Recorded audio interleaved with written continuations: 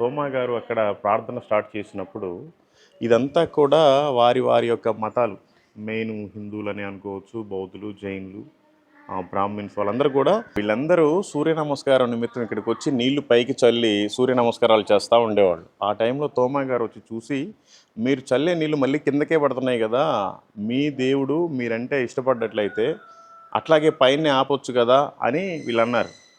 మీ దేవుడు ఆపుతారా అని తోమా గారిని వాళ్ళు ప్రశ్నించారు. అప్పుడు యేసుప్రభు నిజమైన దేవుడు, ఆయన ఆపగలడు అని తోమా గారు వాటర్ని తీసుకొని ఇలా చల్లితే అవి పైనే ఆగిపోయాయి, నక్షత్రాల్లాగా కనిపించాయి వీళ్ళకి.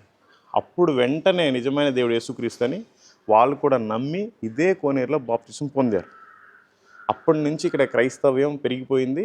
ఈ దేవాలయాలన్నీ క్లోజ్ చేసి ఈ కోనేరు ఇంకా బాప్తిసం తొట్టిగా మార్చారు. ఇదిగోండి ఆర్సీఎం రూల్ ప్రకారం చిన్నపిల్లలకి దీంట్లో నీరు తీసుకొని బాప్తిసం ఇస్తారు.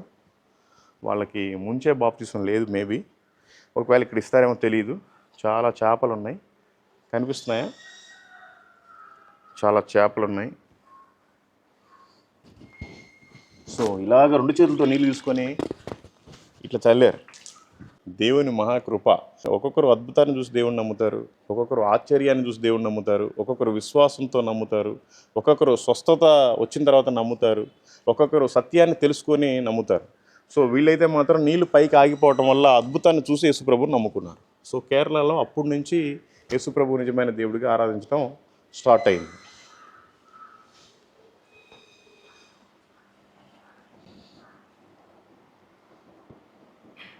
ఓకే,